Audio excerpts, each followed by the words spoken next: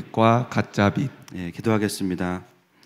하나님, 오늘도 또 사도 요한을 통하여 우리에게 들려주시는 주님의 그 깊은 하나님 나라 이야기에 우리가 귀를 기울입니다. 그저 옛날 이야기가 아니라 그것은 우리에게는 복음입니다. 생명입니다. 빛입니다. 주님, 그 들음 가운데 더 놀라운 역사들을 보게 하시고 믿음의 역사와 또 하나님과 깊어지는 시간으로 축복하여 주시옵소서. 예수님의 이름으로 기도합니다. 아멘. 요한복음 강해의 7번째 시간입니다. 오늘은 9절에서 참빛 두 글자를 가지고 같이 말씀을 좀 나누려고 합니다. 세례 요한은 보냄받은 자였고 또 증언자이고 그러나 그는 빛은 아니었습니다. 우리 또한 보냄받은 자이고 증인이고 그러나 빛은 아닙니다. 그래서 오늘 본문은요, 사도 요한이 뭐라고 시작하냐면 세례 요한은 빛이 아니었지만 참 빛이 있다 이렇게 시작합니다. 그동안은 그냥 빛이라고 표현했다면 9절에서는 바로 그 앞에 이 참이란 단어를 붙여서 한 번 더 예수님이 진짜이시다라는 것을 강조하고 있어요. 이 참이라는 단어는요, 두 가지의 의미가 있습니다. 진짜다라는 의미가 있고요, 그리고 또 하나는 원래 그대로의 원형, 처음 그대로의 원형이라는 뜻도 있습니다. 세례 요한이 빛이 아닌 것을 이야기하면서 참빛을 강조하는 이유는 바로 가짜 빛들이 많기 때문이죠. 누가 봐도 그냥 참빛을 다 확인할 수 있다면 굳이 강조하지 않을 겁니다. 사도 요한이 사역하던 그 초대교회로부터 100년 어간의 시간 동안에도 또 그 이전에 구약의 시대 속에서도 계속해서 뭐가 있었냐면요, 가짜 빛이 있었기 때문입니다. 그 가짜 빛을 만들어내는 존재는 누굴까요? 바로 광명의 천사로 위장한 사단이죠. 그래서 사단의 별명은 거짓의 아비 또는 광명의 천사. 뭡니까? 가짜 빛을 가지고 사람들을 미혹하는 존재가 바로 사단입니다. 그래서 사실은 가짜 빛은 빛이 아니에요. 포장지만 빛입니다. 그 속에 뭐가 있어요? 어둠이 있습니다. 여러분 혹시 중고나라에서 그런 거래 해본 적 있으세요? 나는 분명히 가전제품을 샀는데 포장지를 뜯으니까 벽돌이야. 신고할 수도 없고. 가짜는 그런 거예요. 진짜인 것처럼 포장해서 우리에게 주어져서 그것을 받았는데 그 속에 사망이 있고 어둠이 있어요. 여러분, 사단이 가장 먼저 그 가짜 빛을 비춘 사건이 바로 선악과 사건이죠. 여러분, 사단은 누구를 통해서 하와를 유혹했습니까? 뱀이죠. 3장 1절 말씀 보겠습니다. 시작. 그런데 뱀은 여호와 하나님이 지으신 들짐승 중에 가장 간교하니라. 뱀이 여자에게 물어 이르되 하나님이 참으로 너희에게 동산 모든 나무의 열매를 먹지 말라 하시더냐. 여기서 뱀을 어떻게 소개하냐면 간교하더라 이렇게 소개합니다. 이게 원어로 보면요, 좋은 해석으로 바꾸면 슬기롭다 뜻이에요. 그러나 이제 이미 이 해석할 때 이 뱀의 어떤 위치를 알기 때문에 간교하다 이렇게 해석했습니다. 그 슬기롭다는 것은 어떤 뜻이냐면 들짐승 중에서 가장 빛나는 자였다라는 뜻입니다. 제가 창세기 이 부분 설교하면서 어떻게 하와가 뱀에게 넘어갈 수 있었는가? 그때는 타락 전이었고 동물과의 소통이 가능했고요, 그 중에서도 뱀은 그냥 동물이 아니었다는 거예요. 다른 동물들과 다르게 간교했다라는 말은요, 조언하다 이런 뜻도 있거든요. 지혜를 가지고 있는 어떤 존재였어요. 그래서 평상시에도 하와와 뱀이 소통에 있었고요, 그 소통 속에서 하와는 어떤 지혜들을 얻었을 겁니다. 여러분, 왜 사단이 수많은 동물들이 있잖아요. 그렇죠? 여러분들이 좋아하는 메리, 쫑 다 있잖아요. 그렇죠? 그런 아이들을 선택하지 않고 왜 뱀을 선택했을까요? 그가 빛나는 자였기 때문입니다. 그를 통해서 가장 하와에게 메시지가 깊이 들어갈 수 있다는 것을 알았기 때문에 어둠의 통로로 뱀이 선택이 된 것이죠. 늘 하던 대로 그런 지혜의 이야기들을 하는 가운데 뱀의 언어를 통해서 하와에게 미혹의 메시지가 들어간 거예요. 늘 신뢰하던 메시지이기 때문에 포장지가 빛이에요. 그러나 그 속에는 비진리인 어둠의 메시지, 선악과의 메시지를 심어서 하와에게 설득을 하게 됩니다. 여러분, 우리가 연예인들을 뭐라고 부르죠? 스타라고 부릅니다. 별. 모든 연예인들이 다 그렇게 쓰임받는 것은 아니겠지만 특히나 사단이 누군가를 통해서 어떤 메시지를 전달하고자 할 때 누구를 통해서 전달할까요? 저 같은 사람은 아무리 나와도 영향력이 없습니다. 그러나 아주 빛나는 사람들을 통해서 시상식에서의 한마디, 광고에서의 한마디, 앨범을 내면서의 한마디, 유명하면 유명할수록 선용될 가능성도 있지만 그들이 하나님께 붙잡혀 있지 않는다면, 하나님의 영에 사로잡혀 있지 않는다면 중립은 없어요. 사단이 충분히 이용할 수 있는 메시지의 통로가 돼요. 그래서 여러분, 자녀들을 키우는 부모님들은요, 뭘 확인해야 될까요?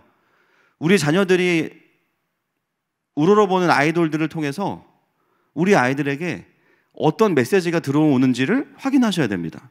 제가 특정 그룹을 말씀드릴 수는 없어요. 왜냐하면 팬클럽이 있기 때문에 신변의 위협이 있습니다. 그래서 이것도 다 해놓는 거예요, 지금.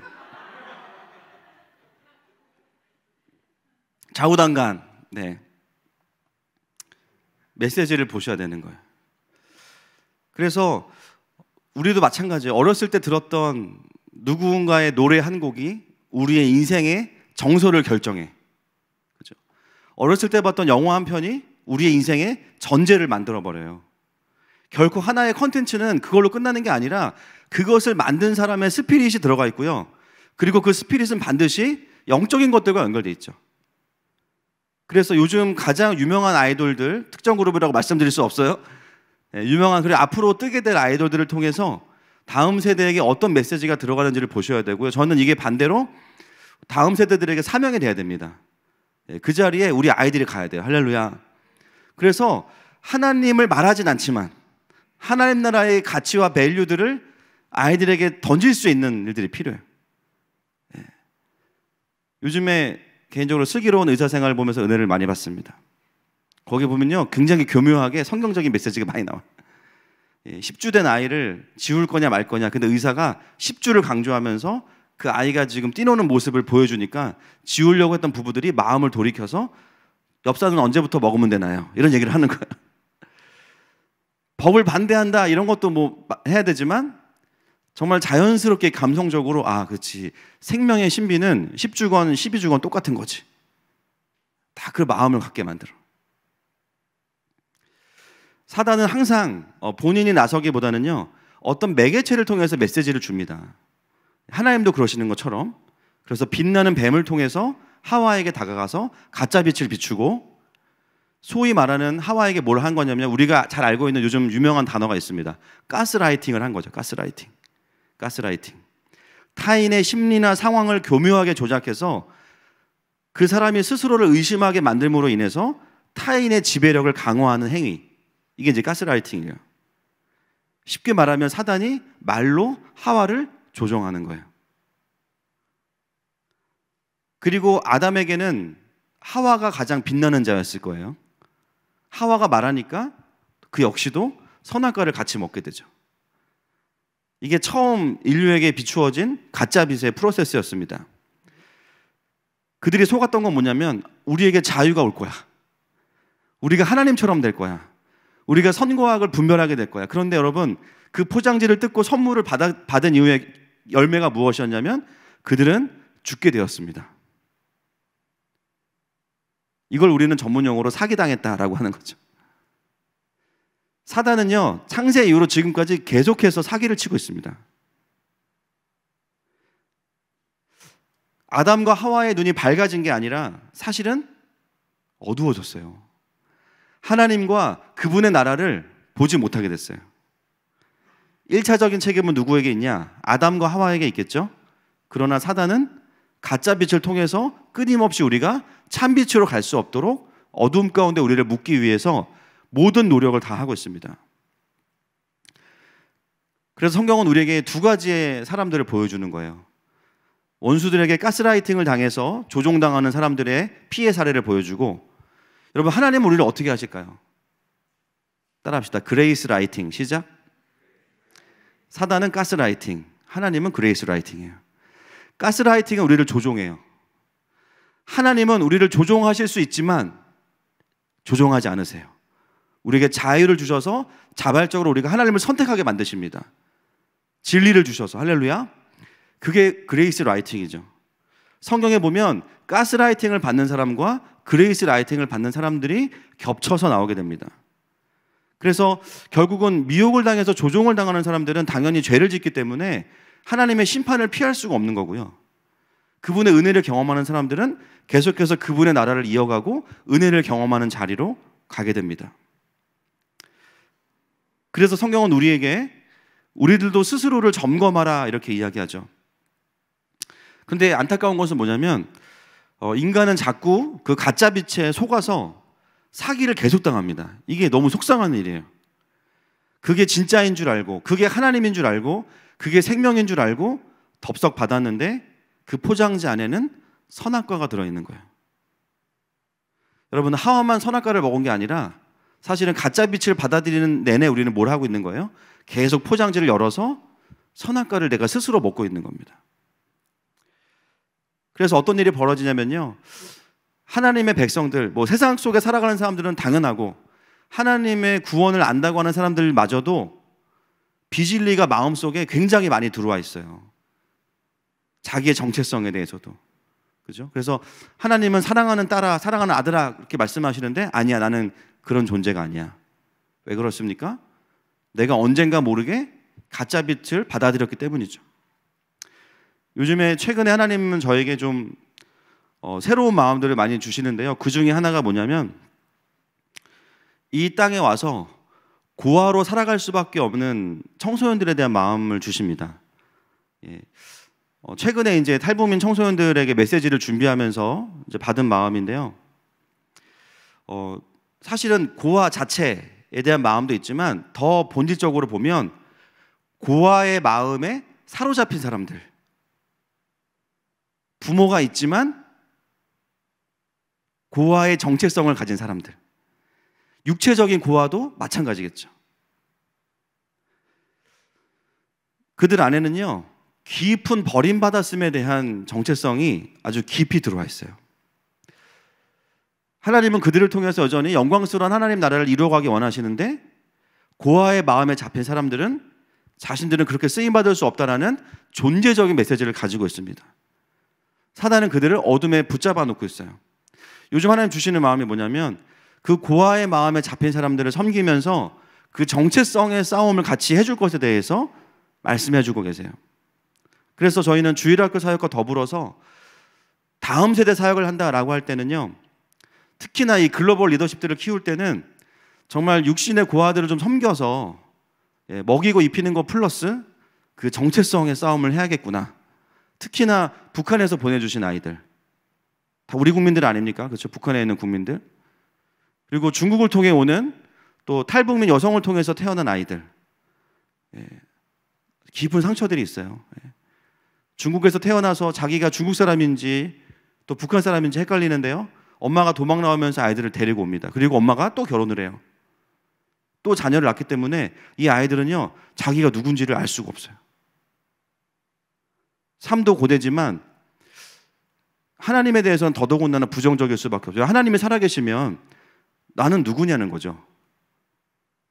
단순히 그들에게 생활비를 주고 안락한 잠자리를 제공하는 것 필요합니다. 그러나 그것만 가지고는 그들을 일으킬 수가 없어요. 그들 마음 안에 있는 그 고아의 마음을 다시 하나님 나라의 리더십으로 바꿔주는 진리의 싸움이 필요합니다. 제가 보니까 저희 교회 선교사님들이 하고 계신 사역들이요, 나라와 상관없이 전부 다 그 정리를 해보면 고아와 과부와 나그네 사역이더라고요. 고아와 과부와 나그네. 근데 그 사역의 핵심은 피딩, 먹이고 입히는 거 기본적으로 해야 됩니다. 그러나 거기서 끝나지 않고요, 뭘 해야 되냐면 그들이 누구인지, 이 마지막 때에 어떤 정체성을 가지고 하나님께서 왜 모세를 구원하셔서 이스라엘 백성을 구원케 하셨는지, 이 진리의 싸움을 해줄 때 자신들의 영적인 자리를 찾아가게 되고 거기서 하나님이 주시는 공급을 경험하겠죠. 결국 우리를 돌아보고 이 세상을 돌아보면 정말 많은 사람들이 가짜빚에 의해서 잡혀서 살아갑니다. 여러분, 이 가짜빚의 핵심은 한 가지입니다. 선악과 사건이에요. 그냥 사람이 하나님이 되고자 하는 마음이에요. 내가 선악의 기준이 되고자 하는 마음. 프로타고라스가 말했던 것처럼 인간이 만물의 척도다. 아니요, 인간은 죄인입니다. 인간이 타락한 인간이라는 말을 빼놨기 때문에 인간은 객관적이고 선하다라고 전제하는 것 자체가 하나님 나라와 맞지 않아요. 그렇기 때문에 타락한 죄성마저도 권리로 인정받기 원하는 것 자체가 기준이 될 수가 없는 거예요. 그런 나라는요, 아비규환이 될 수밖에 없습니다. 서로가 자기의 죄성과 모든 것들을 권리로 요구받기 원하기 때문에.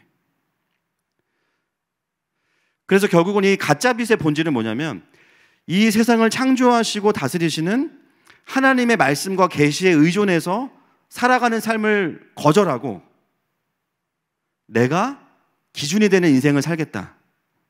이게 가짜빚의 본질이에요. 우리가 이걸 뭐라고 부르죠? 인본주의라고 부르는 겁니다. 휴머니즘 또는 휴메니테리언이즘이라고 불러요. 이 용어는 19세기에 나왔지만 19세기에 이제 르네상스 이후에 문예부흥 시대를 쭉 끝내고 나서 19세기의 철학자들이 그 시대를 정리하면서 붙인 이름이 인본주의라고 합니다. 그들이 뭐라 그랬냐면요, 인간들에게 중세시대의 암흑기가 끝나고 빛이 비쳤다 이렇게 이야기해요. 이 빛은 어떤 빛입니까? 참빛입니까? 가짜빛입니까? 가짜빛이죠. 그들은 복음을 말하지 않거든요. 하나님을 말하지 않거든요. 그러나 그 인본주의의 시작은 15세기 이후가 아닙니다. 창세기 3장부터 이미 있었어요. 개인적으로, 시대적으로. 그리고 그것들이 집결되면서 하나의 운동으로 드러났던 일들이 곳곳에 있어요. 가장 먼저 있었던 인본주의 운동이 가인의 애녹성이죠. 그리고 바벨탑, 그리고 하나님을 전제하지 않는 구약의 열방들, 그리고 그리스와 로마. 이러한 하나님을 기준으로 삼지 않고 사람을 기준으로 하고 살아가는 모든 흐름들 가운데 바로 가짜빚의 역할들이 있는 것입니다. 많은 분들이 이 가짜빚을 이야기하면서 주로 설명하는 부분들이 뭐냐면 기독교 이단을 많이 얘기하세요. 뭐 삼위일체 논쟁에서도 양성론자, 단성론자가 있었고, 또 우리가 지금도 곳곳에 이단이 있죠. 신천지, 안상홍, 뭐 JMS. 또 제가 늘 말씀드리지만 우리나라에 현역으로 뛰시는 예수님이 20분 계시고, 하나님 어머니 한 분 돌아가셨고. 물론 이단은 당연히 이단이죠. 근데 누가 봐도 가짜입니다. 이단은. 누가 봐도 저분이 우리를 구원할 것 같지 않아요. 그죠? 이만희 씨가 우리를 구원할 것 같아요. 일단 본인이 구원이 안 됐잖아요. 지금 감옥에서. 쉽지 않죠. 사실은 이단보다 우리가 더 깊이 들여다봐야 될 이단이 뭐냐면요, 우리의 참빛을 빼앗아가는 가짜빛의 본질인 인본주의입니다. 교묘하게 교회 안에 스며들어서 하나님을 경외하지 못하게 하고 하나님 기준이 아니라 내 기준으로 살게 만드는 거예요. 인간이 하나님이 되고자 하는 것, 내 기준으로 선악을 판단하고자 하는 것, 나의 선택적 공의로 세상의 공의를 세우고자 하는 것. 우리가 돌아봐야 될 것은 뭐냐면 인본주의적인 사고의 신앙을 가지고 있으면서도요, 이게 인본주의인지 모르는 사람들이 많다는 거죠. 내가 틀린 것 같지 않은데 이상하게 하나님하고 별로 안 친해져. 거리가 계속 유지가 돼. 여러분, 진리는 분명한 겁니다. 복잡한 게 아니에요. 아멘이십니까? 진리는 우리를 자유케 해요. 근데 내가 가진 진리가 정말 나에게 그런 역할을 하고 있는지를 돌아보셔야 됩니다. 여러 가지 이유가 있을 수 있지만 그러지 못하게 하는 이유 중에 하나가 뭐예요? 내 안에 중간중간 끼어들어와 있는 인본주의 때문이에요. 내 안에 진리가 정리가 되지 않고 내 중심적인 사고방식으로 신앙생활을 하니까요, 하나님도 그냥 날 도와주시는 분이지 내가 하나님을 섬기거나 그분을 위해 내가 존재한다고 생각하지 않아요. 그래서 이 인본주의라는 말은 한 시대에만 국한해서 사용하는 단어가 아니라는 것이죠. 그 본질은 뭐예요? 깊은 자기 중심성입니다.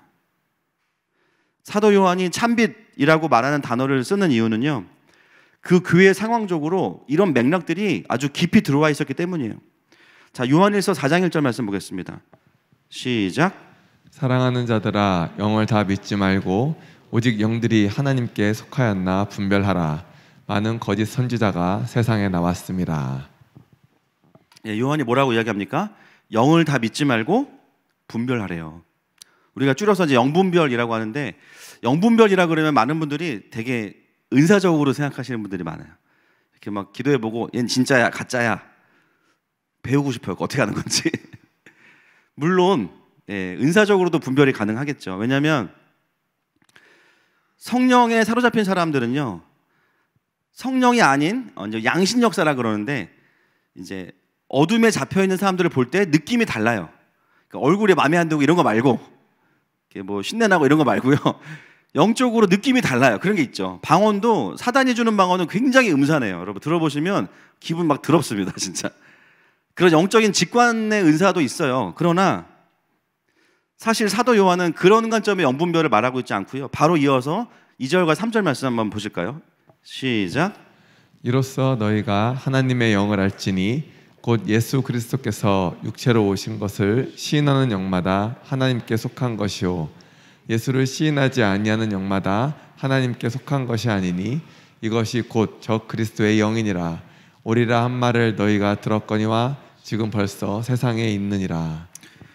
자, 영지주의자들이 그 거짓임이 드러날 수 있었던 것은 뭐냐면, 영적인 직관을 통해서 은사적으로 그걸 확인한 게 아니고요, 그들이 예수 그리스도의 육체로 오신 것을 부정했기 때문입니다.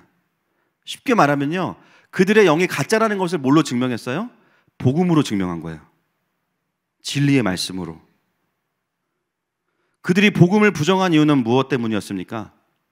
자기들이 갖고 있는 철학, 영지주의, 영은 선하고 육은 악하다, 이게 누구한테 온 거냐면 플라톤에게 온 그 세계관과 철학을 포기하지 않고 그것으로 예수님을 바라보니까 말이 안 되는 거예요. 신이면 선한데 어떻게 육체로 올 수가 있어? 건강한 그리스도인은 어떻게 반응해요? 내 생각을 그리스도께 복종시킵니다. 아, 내가 잘못 생각했구나. 아, 나는 이게 철학으로부터 온 거를 가지고 내가 예수님을 바라봤구나. 자기를 돌이켜요. 영주주의자들은 어떻게 했냐면 복음을 바꿔버려요. 이거는 불가능해. 예수님은 육체로 오실 수가 없어. 자기들의 철학과 기준에 맞추어서 복음을 바꿔버리고 말씀을 부정하고 부분적으로만 말씀을 받아들입니다. 어떤 결과를 빚었냐면요, 복음을 부정했기 때문에 영주주의자들은 지옥 갑니다. 자기만 지옥 가나요? 그들한테 배운 사람들 전부 다 지옥 가겠죠. 왜냐하면 예수님의 성육신을 부정하는 거는요, 이거는 대속을 부정하는 거예요. 그 피값으로 우리가 구원받죠. 아멘이십니까? 그 대속을 부정하는데 어떻게 천국 가요? 이게 바로 인본주의적인 사고방식이에요. 자기가 가진 선입견을 가지고 복음을 해석하고 자기의 생각과 맞지 않으면 복음을 다운그레이드 시켜서 내가 이해할 만한 것으로 바꾸어 버리는데, 이미 그것은 복음이 아니죠. 영지주의화된 그냥 교리일 뿐입니다. 여러분, 이런 일들이 사도 요한 시대에만 있었나요? 예수님 이후에 계속해서 인간의 철학으로 복음을 해석하려는 노력들이 너무나 많았습니다. 그래서 영분별의 가장 확실한 방법은 영적인 직관도 있지만 진리의 말씀과 정확한 복음입니다. 아무리 대단하고 아무리 따뜻하게 인류를 구원해 줄 것 같은 이론이어도요, 그게 성경적이지 않으면 사기예요. 그 안에는 생명이 없어요. 선악과가 들어있지. 사도 요한은 자신이 살았던 그 시대까지 충분한 가짜빛의 운동이 있었음을 이야기하면서 심지어 하나님이 보내신 세례 요한마저도 그 이미지를 사용해서 얼마든지 사단이 광명의 천사로 둔갑시킬 수 있음을 경고하고 있는 것이죠. 여러분, 사도 요한 시대 이후에 지금 2000년이 지났습니다. 지금 이 말씀을, 이 참빛이라는 말씀을 다시 2000년 뒤로 가지고 온다면 그 사이에 쌓여있는 인본주의 운동도 다시 평가를 받아야 되는 거예요. 그게 말씀의 원리를 가지고 그대로 오면서도 우리의 삶으로 재해석하는 원리겠죠. 그 이후에 어떤 일이 벌어졌어요? 중세 카톨릭 시대를 지나면서 제2의 가인 운동이 일어났습니다. 르네상스 운동. 이것 또한 완벽한 사단의 시나리오입니다. 중세 카톨릭을 본인들은 뭐라고 이야기했냐면 신본주의다 이렇게 이야기했어요. 여러분 제가 늘 말씀드리지만 중세 가톨릭은 신본주의입니까 아닙니까? 강력한 인본주의입니다. 왜냐하면 중세 가톨릭은 하나님의 통치, 하나님의 나라를 말하려면 성경을 가르쳤어야 됐는데요. 성경을 안 가르쳤잖아요. 일단 하나님의 통치가 없어. 일단 그럼 왜 신본주의를 표방했냐? 하나님을 말하면서 자신들의 권력과 탐욕과 자리를 유지하는 게 그들의 목표였어요. 거기는 생명이 없습니다. 종교의 이름으로 사람들을 억압하고 인간의 선행과 헌금으로 구원받는다는 잘못된 구원관을 가르치고 또 사제들이 자신들이 우월함을 계속 이야기하면서 사람들이 현장에서 일하는 것들을 굉장히 천하게 여겼던 시대가 바로 중세 가톨릭 시대죠. 이 시대는 어떤 시대냐면 신본주의라는 이름으로 포장했지만 그 내용은 강력한 인본주의였습니다. 이 또한 가짜 빛이었어요. 근데 이게 왜 완벽한 시나리오냐면요, 결국은 이 흐름은 예수님 당시에 누구와 연결되냐면 바리새인과 똑같은 거예요. 바리새인들도요, 깨어있는 바리새인들은 회심해요. 바울처럼. 그런 대부분의 바리새인들은요, 정말 구약에 정통했다면 예수님을 알아봤어야 됩니다. 근데 그들은 구약을 예수님을 알아보는 것으로 사용한 게 아니라, 구약 그대로 사용한 게 아니라 자신들의 자리를 유지하기 위해서 권력의 근거로 구약을 사용합니다. 자기의 의로 사람들을 정죄하게 바쁘고, 결국은 신본주의를 표방한 인본주의의 흐름이 바리새인도 그랬고 중세시대도 그랬어요. 그래서 많은 사람들이 어떻게 속았냐면 이게 신본주의야? 그러면 우리는 신본주의 안 할 거야. 사람들을 회복해야 돼. 인간성을 회복시켜야 되고 인간의 이성을 회복시켜서 합리적으로 우리가 인간을 좀 살려보자. 이래서 일어난 운동이 르네상스 운동입니다.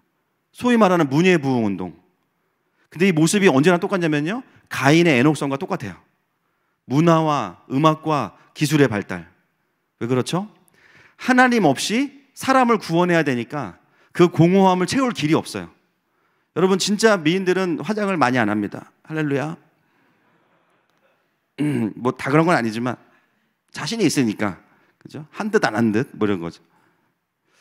왜 그렇게 가인의 에녹성은 화려해야만 했을까요? 왜 르네상스 운동은 그렇게 문예부흥 운동으로 일어나야 했을까요? 하나님 없이 자신들의 공허함을 포장하기 위해서는요, 인간을 위로할 가짜 위로들이 엄청 많이 필요해요. 뭐 음악 미술이 틀렸다는 게 아닙니다. 원래 음악과 미술과 기술은요 뭐냐면 하나님의 아름다우심과 하나님의 마음을 풀어내는 것이 그 본래 목적이에요. 음악도 듣지 마세요. 그게 아닙니다. 근데 그게 사람의 공허함을 채우는 것으로 잘못 사용되었다는 거예요. 신본주의를 표방했던 인본주의에서 반항해서 완전한 인본주의로 진자운동을 하게 만들었지만 사실 이것은 큰 의미에서 보면 전부 다 인본주의입니다. 그래서 르네상스 시대에는요, 모든 학문에서 하나님을 제외시키고 인간의 욕망을 전부 다 권리로 인정해주고, 그래서 그때 나온 소설들 보면 정말 음란한 소설들 진짜 많아요. 보카치오의 데카메론 막 이런 거부터 해서 갑자기 그동안 금기시됐던 것들 다 풀어냅니다. 그게 인간성의 회복이 아니라 인간의 죄성을 다 그냥 풀어내는 거예요. 그리고 인간의 이성을 강조하는 합리주의와 계몽주의가 나오죠. 포장지만 바뀌었죠. 전에는 포장지만 신본주의였어. 이제는 뭐냐, 포장지도 없어. 그냥 대놓고 인본주의야. 그래서 르네상스가 제2의 가인 운동인 거예요. 너무나 소름 끼치는 건 뭐냐면요, 중세 가톨릭과 르네상스가 반대되는 운동인 것 같은데요, 하나님 나라의 관점에서 조망해 보면 이거는 사단의 짜고 치는 고스톱입니다. 사람들을 완벽하게 속였어요. 그 속에서 완전히 가스라이팅이 된 거죠. 근데 진짜 놀라운 건 뭐냐면 그 역사 속에서 하나님은 그냥 계시지 않아요. 참빛을 비추십니다. 그게 바로 종교개혁인 거예요. 똑같은 중세 가톨릭을 경험했던 신부들 중에서 마틴 루터 같은 사람들이 인본주의로 돌아가지 않고요, 뭐라고 이야기해요? 말씀으로 돌아가자. 오직 믿음, 오직 은혜, 오직 그리스도. 마틴 루터가 참빛이 아니라 그를 통해서 인류의 역사에 하나님이 계속해서 진리를 말씀해 주신 거예요. 가짜 신본주의 하지 말고 진짜 회복은 하나님의 생명의 말씀 앞으로 돌아가는 것이다. 진짜 킹덤을 이야기하는 그룹이 계속해서 있어 왔다라는 거예요. 그래서 여러분 중세시대 이후로는 그전까지도 인본주의 흐름이 있었지만 중세시대 이후로는 좀 더 그 흐름이 명확해졌어요. 신본주의적 흐름을 가진 그룹과 그 다음에 인본주의적인 흐름을 가진 그룹이 명확해진 겁니다. 그래서 고전을 읽어봐도 여러분 자녀 교육한다고 막 고전 읽히시는데요, 확인하셔야 된다니까요. 이게 인본주의 고전인지 신본주의 고전인지. 그래서 같은 고전이어도 창조론과 진화론이 완전히 다른 거예요. 진화론이 르네상스 시대에 나왔잖아요, 그렇죠? 고대 그리스 로마의 철학을 가지고 오면서 하나님 없이 이 세상을 설명해야 되니까 기원부터 설명해야 된다. 그래서 진화론에 나온 겁니다. 고대 철학자들의 이론을 가지고 와서, 그리고 그걸 기반으로 루소가 나오고 헤겔이 나오고 막스가 나온 거죠. 죄송합니다, 아침부터.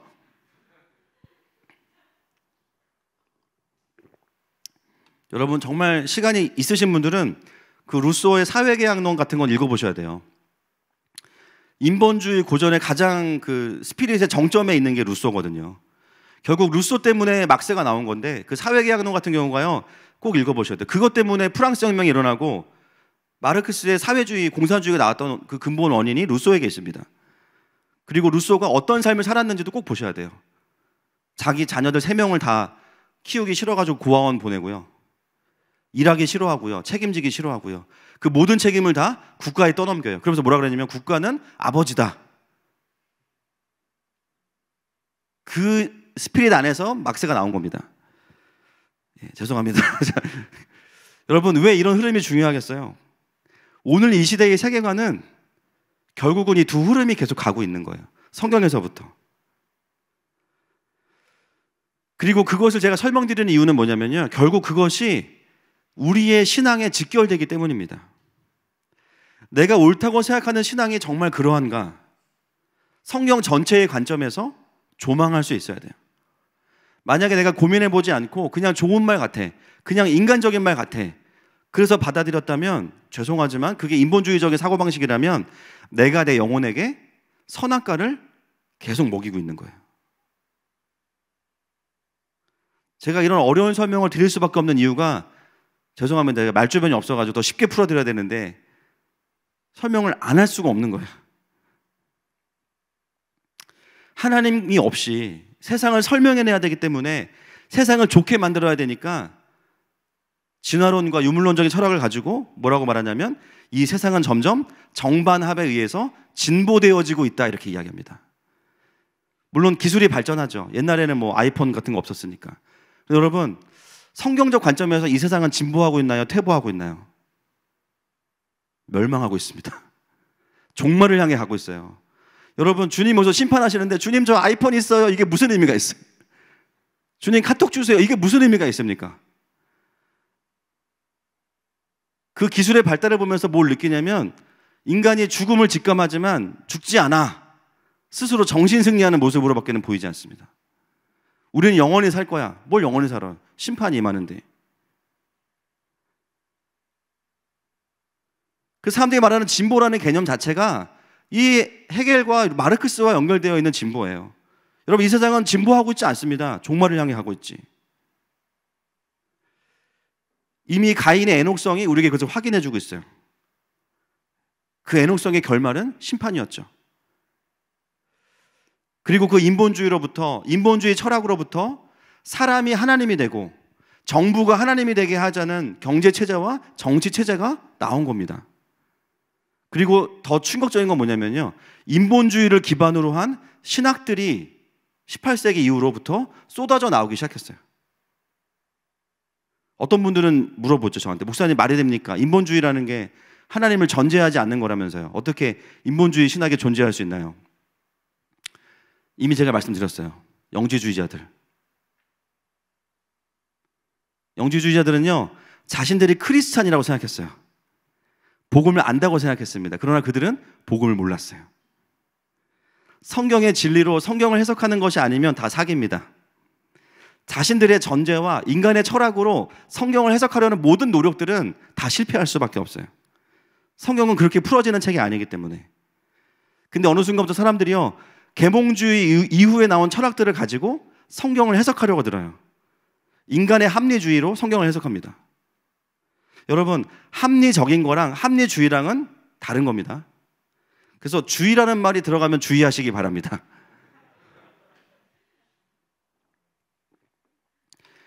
주의를 빼면 좋은 거예요. 율법주의 안 좋아. 통합성을 잃어버려. 율법 좋은 거예요. 복음주의 물론 많이 나쁜 건 아니지만 주의가 들어가는 순간 인테그리티를 잃어버려요. 제가 늘 강조하는 게 뭐냐, 하나님 나라는 어떤 이즘이 아니에요. 그냥 성경 전체지. 할렐루야. 우리는 어떤 주의를 표방하지 않습니다. 사람들이요, 합리주의를 가지고 성경을 보니까 합리주의는 뭐냐면요, 내가 이해되지 않는 거는 다 인정하지 않겠다 이거예요. 경험주의. 베이컨의 경험주의. 그러니까 뭐예요? 성경을 보는데 기적이 보여요. 기적 없어. 이건 비유야. 남는 게 뭐예요? 내 이웃을 내 몸같이 사랑하라. 네가 대접받고 싶은 대로 섬겨라. 윤리만 남는 거예요. 이게 무슨 신학이죠? 자유주의 신학입니다. 인본주의에서 나오는 이 모든 언어들은 다 반대로 해석하시면, 자유주의 신학을 반대로 해석하면 죄에 묶어두는 구속신학이 되겠죠. 해방신학은 회방신학. 제가 늘 말씀드리죠. 여러분, 언어에 속지 마세요. 예, 절대 평등법 속지 마세요. 불평등법입니다. 속으시면 안 돼요. 성경을 있는 그대로 보는 게 아니라 우리가 이해하는 철학과 프레임으로 보기 시작해요. 영지주의자들의 그것과 완전하게 똑같습니다. 하나님 나라의 진리를 인간의 도리의 수준으로 축소시켜요. 기독교가 아니고 윤리학이 돼버리죠. 마르크스의 계급혁명론으로 성경을 봅니다. 그걸 우리가 뭐라고 불러요? 해방신학이라고 부르죠. 1960년대부터 들어와서 지금은 이름이 바뀌었어요. 해방신학이 아니고 진보신학이라고 이름을 바꿨습니다. 성경을 계급론과 유물론으로 봅니다. 성경에 나오는 모든 관계들을요, 하나님 앞에서 은혜가 필요한 죄인과 구원받은 의인으로 보는 게 아니라 그게 성경에서 사람을 보는 기준인데요. 어떻게 보냐면 부자와 가난한 자, 남성과 여성, 다수와 소수, 유대인과 이방인의 차별, 용납과 혐오. 그 논리로 성경을 보면 부자는 다 지옥 가야 돼요. 그럼 이제 어떻게 돼요? 어디부터 부자냐? 분당에 집 있으면 부자냐? 다 지옥 가야 됩니다. 가난한 사람은 자기가 일 안 해서 가난한 건데 선한 자가 되는 거죠. 물론 구조적으로 어려운 분도 있지만 당연히. 남성과 여성, 남성은 다 지옥 가야 돼요. 여러분, 요즘 초등학생들이 어떤 스트레스를 받고 있는지 아세요? 학교에서? 남자와 여자아이가 싸우잖아요. 무조건 남자가 여자한테 사과해야 돼요. 왜 싸웠는지, 누가 잘못했는지 그게 중요한 게 아니야. 네가 남자고 잠재적 가해자니까 네가 이런 정서가 지금 이 사회적으로 많이 풀어져 있어요. 부분적으로는 성경에 그런 계급의 구조들이 보이긴 하지만 또 우리의 삶에도 그런 문제들이 산적한 건 맞지만 성경은 그 원인을 계급 구조에 있다고 말하지 않습니다. 돈이 있는 사람에게 있다고 말하지 않아요. 그냥 그것은 인간이 죄인이기 때문이에요. 너무 심플하죠, 문제가. 근데 그 심플한 죄인의 문제를 막시즘에 기반한 진보신학은 온갖 도시의 구조 문제로 바꾸어서 차별의 문제, 혐오의 문제, 젠더의 문제로 바꿔내요.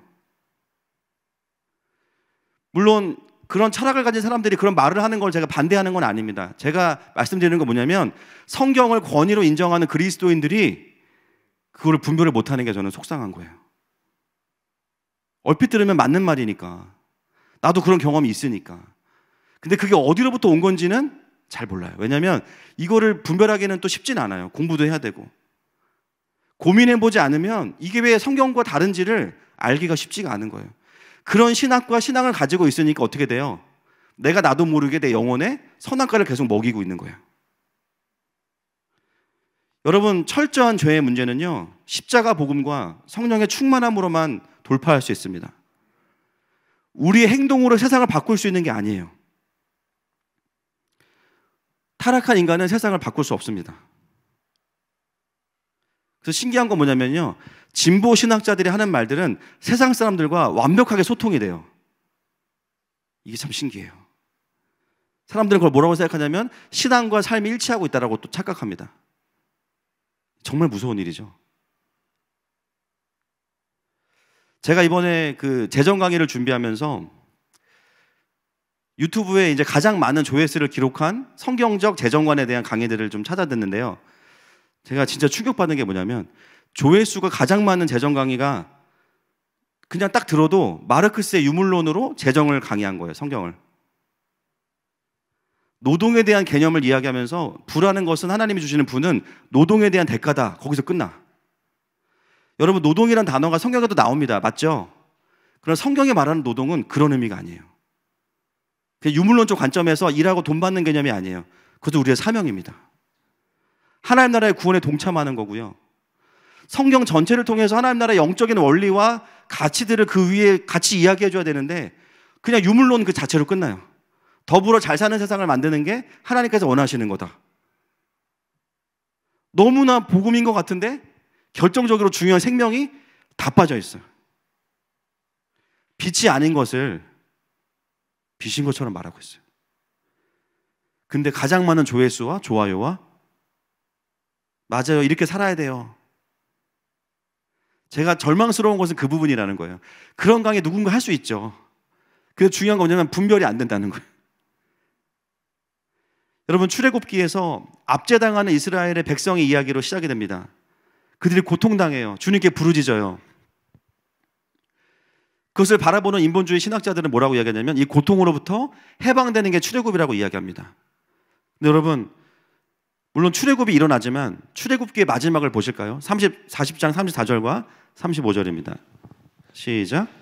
구름이 회막에 덮이고 여호와의 영광이 성막에 충만하매 모세가 회막에 들어갈 수 없었으니 이는 구름이 회막 위에 덮이고 여호와의 영광이 성막에 충만함이었으며. 만약에 그 고통으로부터 해방이 출애굽기의 목적이었다면 강을 홍해를 건너면서 출애굽기는 끝나야 돼요. 근데요, 출애굽은 과정이에요. 출애굽기는 우리에게 무엇을 말씀하고 있습니까? 요셉을 알지 못하는 그 사망 권세에 다스림 받던 압제당하던 하나님의 백성들이 마지막에 하나님의 임재가 강력해서 하나님의 영광 앞에 머무는 것으로 끝나요. 고통이 해결되는 게 본질이 아니라 그건 과정이고요. 하나님의 백성들의 해결은 언제 있냐? 문제 해결이 아니라 임재가 해결될 때 있다는 거죠.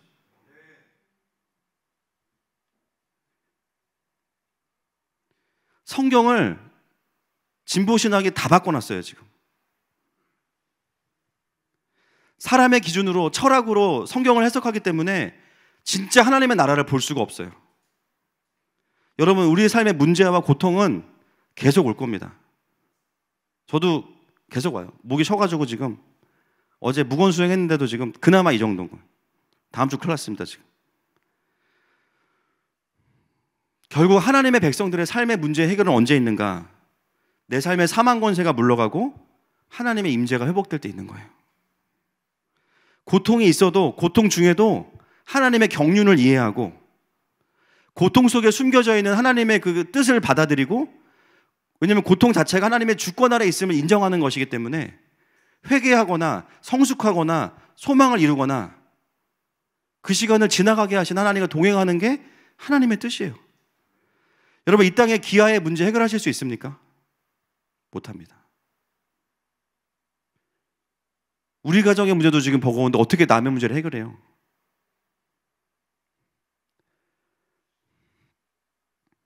하나님의 백성의 삶은 뭐냐면 하나님의 주권을 인정하는 거예요. 그리고 지금 내가 이 고통 속에서도 하나님께서 말씀하시는 순종해야 될 것이 무엇인지 듣고 거기에 따라갈 때 하나님의 일하심을 경험하는 거예요. 그렇게 경배하면서 살다 보면 어느 순간 내가 출애굽을 해 있는 거죠. 그게 본질은 아니라는 거예요. 여러분, 지금 전 세계적으로 우리나라만이 아니라 제3의 가해인 운동이 전 세계를 강타하고 있습니다. 인본주의의 물결이 따뜻한 것처럼 온 세상을 휩쓸고 있어요. 제가 연예인들이 하는 메시지 잘 확인하라고 말씀드리는 이유가 뭐냐면요, 그들의 메시지가 대부분이 다 그런 인본주의 흐름의 메시지들을 전달하고 있기 때문이에요. 너 자신을 사랑해라, 너 자신을 존중해라. 되게 좋은 말 같아요. 근데 이제는 여러분 분별이 되시죠? 아, 그게 자존감 세워주는 말이 아니었구나. 하나님이 없이는 그건 불가능한 거예요. 내가 느끼는 모든 욕구들을 다 그냥 존중하라고 이해해버리는 거죠. 요즘에 제 친구 목사님들이나 또 아시는 분들이 자꾸 저한테 설교를 보내요. 아, 너무 피곤해.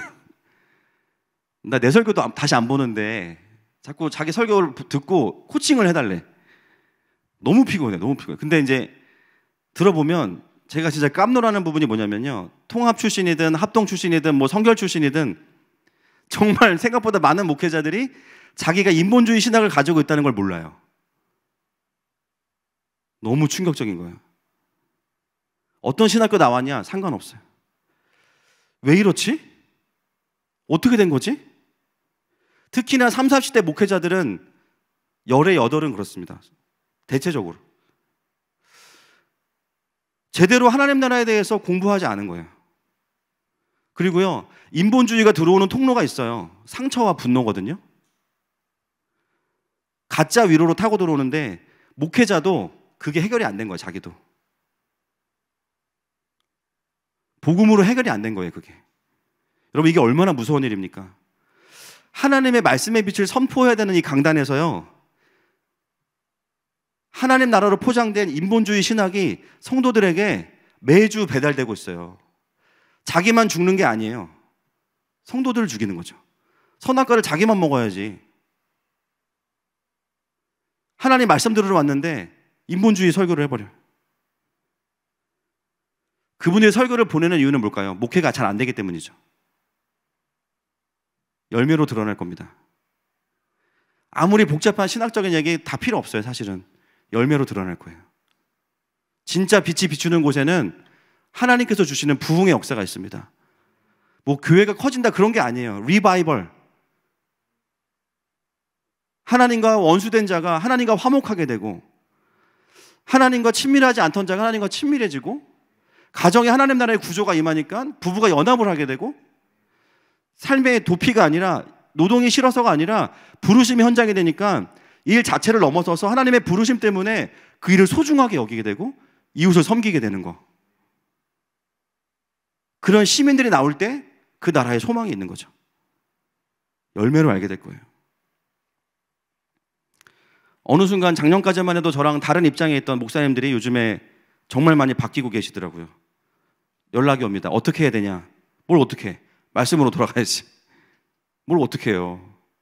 그렇게 얘기할 때는 안 알아듣고 지금 이제 와서. 이거는 다양성의 문제가 아니에요. 저는 개인적으로 다양한 걸 좋아합니다. 저는 식당도 뷔페를 좋아해요. 이거는 생명의 문제잖아요. 나 혼자만의 문제가 아니잖아요. 이건 생명의 문제예요. 어떻게 우리가 그리스도를 포기할 수 있겠어요? 그냥 너도 옳고 나도 옳아. 그러면 제일 좋아. 젠틀해. 그럴 수 있는 문제가 아니라니까요. 죄송하지만 저희 성도님들이 교회 오셔서 훈련 받으시면서 레포트 내시죠? 제가 다 읽어봅니다. 예, 어떤 분들은 빠꾸 맞는 분도 있고. 3줄은 너무한 거 아닙니까? 2시간 강의했는데. 사람이 양심이 있어야지. 아무튼 근데 레포트 내시는 분들 중에 가장 많이 말씀하시는 게 뭐냐면, 자기가 인본주의적인 사고방식이 많다는 것을 이번에 알았습니다. 가장 많아요. 이게. 여러분, 저에게 오시는 분들 뭐 계시니까 드리는 말씀이 아니지만 그냥 오시지 않거든요. 고민하고 하나님 나라가 뭘까, 성경을 배우고 싶다, 그리고 이 교회 저 교회 다 고민해 보시고 마지막에 이제 선택하시잖아요. 그죠? 그럼에도 불구하고 그동안의 여정 속에서 이거를 디테일하게 우리가 정리해보지 않았다는 얘기죠. 죄송하지만. 근데 말씀을 들으면서 성경 전체를 관통해보니까 와, 내가 인본주의였구나. 뒤늦게 깨닫는. 다른 의미의 개몽이 아니고 개영이 일어나는 거예요. 개영. 지금 이 시대 가운데 일어나는 운동은 성경조차도 성경대로 볼 수 없게 만들어버리는 운동입니다. 가짜빛이에요. 우리나라만이 아니라 전 세계적으로 지금 이 흐름 속에 있어요. 이거는 무슨 정치 문제, 사회 문제가 아니고요. 참빛과 가짜빛의 문제입니다. 생명나무의 열매를 먹고 먹일 것이냐, 선악과를 계속 포장해서 먹일 것이냐. 한국교회가 하나님 앞에 징계를 받고 있는 가장 본질적인 이유는 WCC 동성애 이거 다 그냥 가지예요, 가지. 본질은 뭐냐면 사람이 하나님이 되고자 하는 이거예요. 이거 제대로 회개하지 못하면 코로나 할아버지 계속 올 거예요. 그래서 제가 이 시간들은 다른 방법이 없다니까요. 그냥 이거 빨리 알려야 됩니다. 목회자들한테 알리고 교회들한테 알리고 깨우고 나가서 싸우고 그게 아니라 지금 이거 회개할 문제예요. 그동안 한국교회가 이거 잃어버렸기 때문에 사람을 우상으로 만들었기 때문에 사회적으로도 그런 열매가 맺혔고 너무 흥분해가지고 맺혔고 그럼에도 불구하고 너무나 많은 교회들이 너무 나이브해요. 지금 이런 메시지 자체를 전하질 않아요. 사람들 눈치 보고. 이거는 정치의 문제가 절대 아니에요. 가치의 문제입니다. 하나님 나라의 원리의 문제인 거예요. 그래서 제가 목이 쉬어라 이연사 외치고 또 외칩니다. 그러면 이제 목사님 오늘 이렇게 분위기 잡으세요. 대안이 무엇인가? 이제 중요합니다. 여러분 이제부터가 이제 또 우리 교회의 하늘 마음의 어떤 특징인데 뭐냐면 그럼 어떻게 해야 되냐? 답은 있죠. 진짜 신본주의를 회복하는 방법밖에 없어요. 신본주의도 주의라는 말이 안 되지만 킹덤이에요. 킹덤. 진짜 하나님 나라를 경험하고 하나님 나라를 경험시켜주는 게 무엇인지 풀어져 있는 공동체가 일어나야 됩니다. 여러분 왜 30, 40대들이요 왜 분노하면서 인본주의로 가는지 아세요? 그게 단순히 옳아서가 아니에요. 사실은 제가 보면 신본주의라고 표방했던 한국교회의 모든 교회는 알지만 많은 교회들이 사실은 신본주의가 아니라 중세 카톨릭 같았기 때문이에요. 권위로 누르고 부패하고 인정할 거 인정해야죠. 제가 이번에 인본주의를 다시 한번 정리하면서 깊어지고 확장된 부분이 뭐냐면 진보신앙만 인본주의가 아닙니다. 신본주의를 외치면서도요 자기의 기준과 의를 가지고 사람을 누르고 찍어내리는 것 또한 인본주의예요. 우리가 직면해야 될 거는 진보신앙 비판하는 것도 해야 되지만 더 중요한 건 뭐냐면 우리 안에 있는 바리새인과 신부님들을 제거해야 됩니다. 이거 안 하면 절대 30, 40대들의 마음을 돌이킬 수 없어요. 아비에게로. 중세 카톨릭 시대의 인본주의자들이 너무 많아요. 교회 안에. 옳은 말을 하는데 사람들이 듣지 않아요. 왜냐하면 영적인 꼰대가 됐다는 거죠. 왠지 이 말 듣기 싫어. 하나님의 기준으로만 사역해야 되는데 거기에 자신의 고집과 아집도 같이 버무려서 사역합니다. 여러분 르네상스가 괜히 일어났습니까? 사단이 아무리 가스라이팅해도 우리가 그레이스 라이팅 더 했으면 다 같이 종교개혁의 흐름이 메인 스트림이 됐겠죠.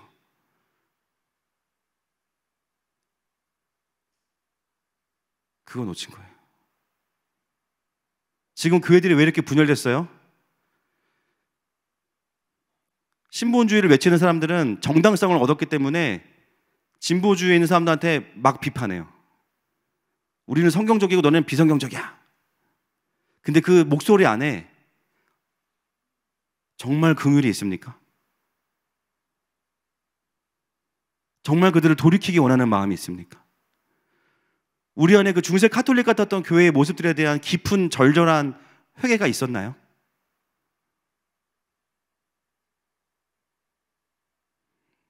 그것이 없이는 한국교회의 연합은 어렵습니다. 그리고 또 다른 인본주의가 있어요. 보통 인본주의는 영적으로 메마르는 쪽으로 가는데요. 정반대의 인본주의가 있습니다. 말씀의 컨트롤을 받지 않는 과도한 은사주의도 인본주의입니다. 여러분 제가 말씀드리지만 은사는 좋은 겁니다. 맞죠? 은사주의는 주의해야 됩니다. 내가 봤어 환상을. 하나님 나한테 말씀하셨어. 그렇죠. 저도 많이 보고 많이 말씀하세요. 중요한 건 뭐냐면 같은 성령님이시기 때문에 말씀을 통해서 은사가 컨펌되고 공동체에서 그게 확인되고 성경적이라는 것이 증명이 돼야 되는데 그 루트는 없이 내가 들었어. 자기가 그냥 권위가 돼버려요. 그냥 딱. 이것도 인본주의예요.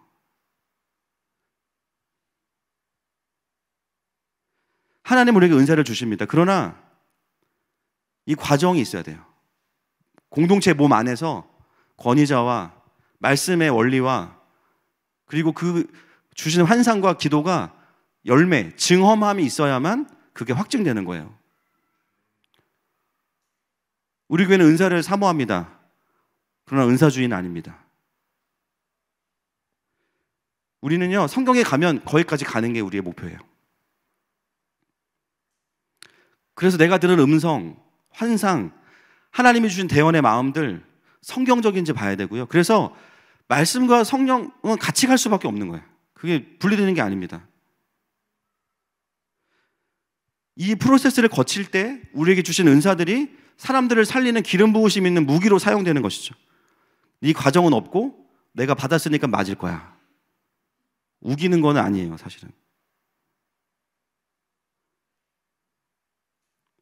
여전히 하나님의 권위를 이용해서 내가 들은 경험한 것을 내 기준을 그냥 주장하는 것이죠.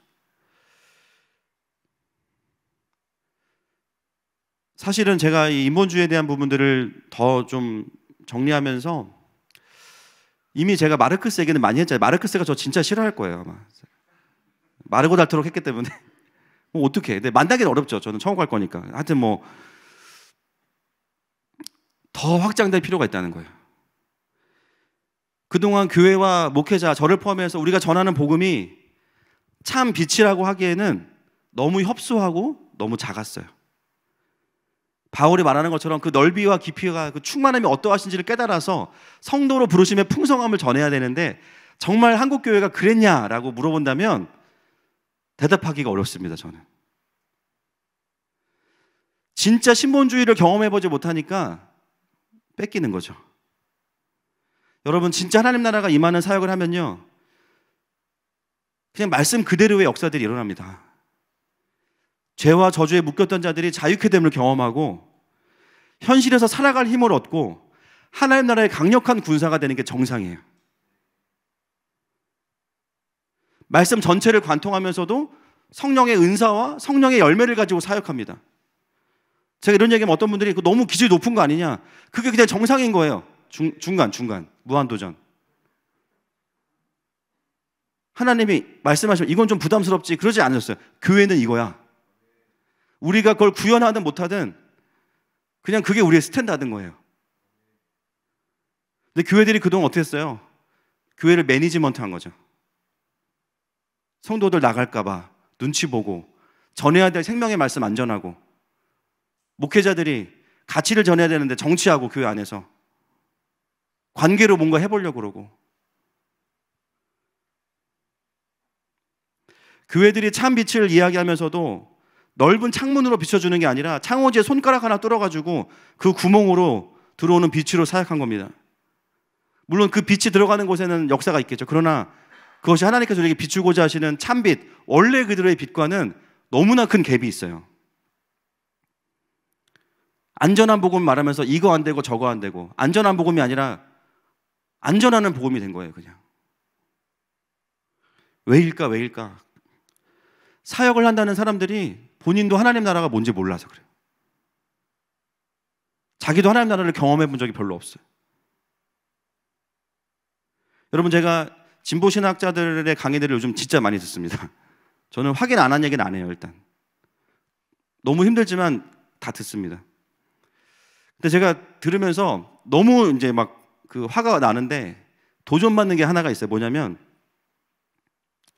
한잔하고 얘기해야 돼. 목을 아껴야 되는데 큰일 났다 이거. 몇 시죠? 이분들은 답도 아니지만 성경적인 얘기도 아니지만 답을 주려고 노력한다라는 거예요. 그거 하나 제가 도전받아요. 야, 저렇게 화 안 내고 따뜻하게 예수님처럼 잘 삽시다 이렇게 얘기할 수 있구나. 근데 신본주의를 말하는 사람들은 화내고 몰아붙이고 설명 안 해주고, 그러니까 네가 안 되는 거야. 듣고 싶지 않은 거죠. 진짜 진리가 자유케 되는 게 무엇인지를 경험시켜줘야 되는데 그 노력보다는 너무 빨리 판단하기 바빠요. 사실 이걸 다 공부해서 그럼에도 나는 진보 신학이야 라고 말할 수 있는 그리스도인은 제가 봤을 때 없어요. 그렇지만 현상적으로 정서적으로 싫은 거예요. 제가 말씀을 준비해 놓고 하나님 앞에 머물렀어요. 하나님, 톤이 너무 셉니다. 이번 주에 어떻게 합니까? 그냥 가야지 뭐. 근데 그 다음이 저는 뭐였냐면 하나님 저에게 물어보시는 거예요. 성모가, 네, 너는 진짜 신본주의자니? 말문이 턱 막혔어요.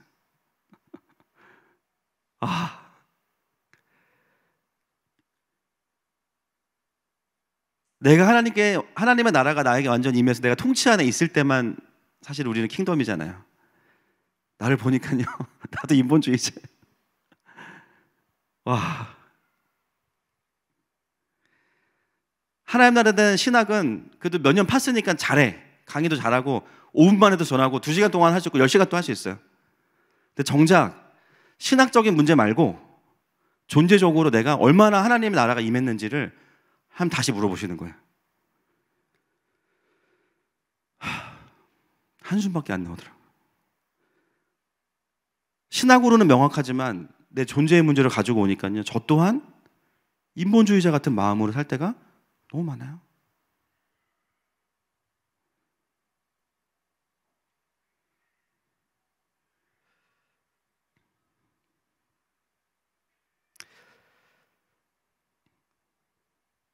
여러분, 우리 각자가 무엇을 돌아봐야 됩니까? 우리 교회는 신본주의 교회구나. 그럼 인본주의 교회는 나쁜 거네.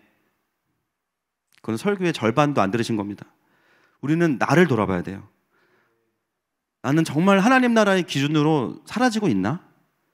그리고 내 의가 아니라 성령님의 그 충만케 하심으로 이게 열매를 맺어가고 있나?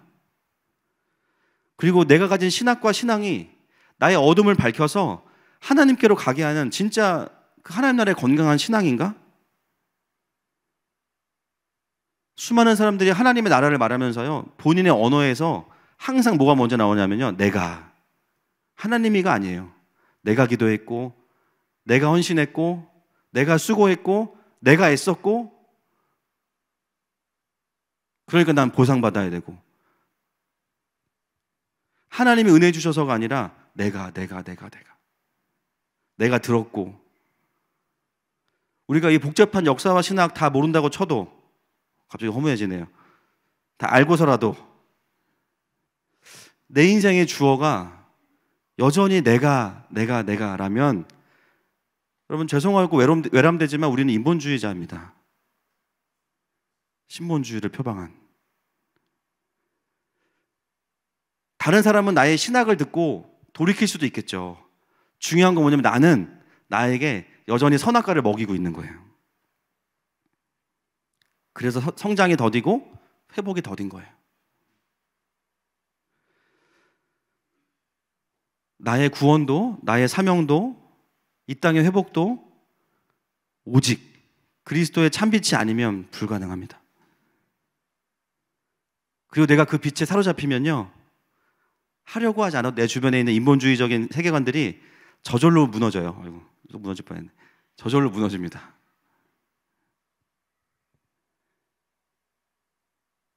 예수 그리스도 외에는 천하의 구원을 만한 다른 이름을 주신 적이 없습니다. 예수님만이 참빛입니다.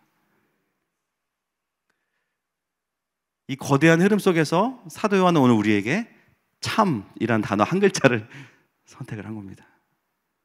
여러분, 이 시간에 우리 좀 하나님 앞에 나아갔으면 좋겠습니다.